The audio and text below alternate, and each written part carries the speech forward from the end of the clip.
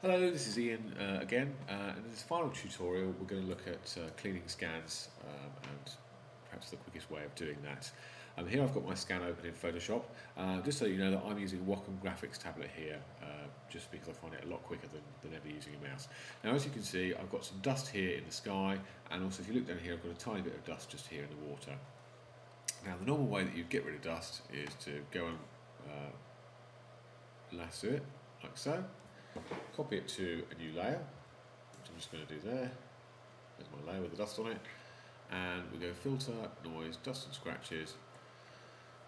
And I've got mine set to a radius of 8, a threshold of 7. I find that gets rid of most of the dust. I'll just OK that. There we go, that's got rid of the dust. And what I often do is I'll set that blending mode to lighten, because it stops it removing too much detailed information in the image. So we'll do that, and we'll just make those layers together.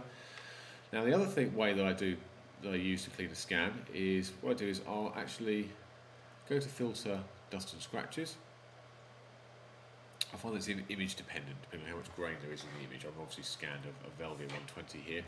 Set my radius to 5, my threshold to 7, and what that does is that kind of obliterates all the information in the entire image. I'm just going to cancel that because I've already made a snapshot here, and you can see here that's what happens when you set dust and scratches to 5 and 7. You get that effect there. When you do that, you make a snapshot of it, as I've done here, and you set the history brush to that snapshot. You then delete that action to get your image back to normal.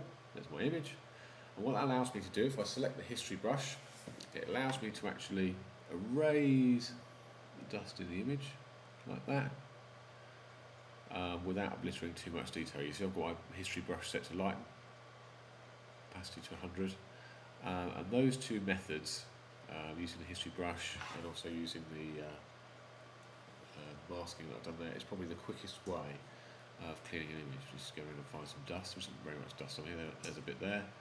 History brush, and literally just flying around the image to remove dust particles. And that is the quickest way of removing dust from a scan in Photoshop. Okay, thank you very much.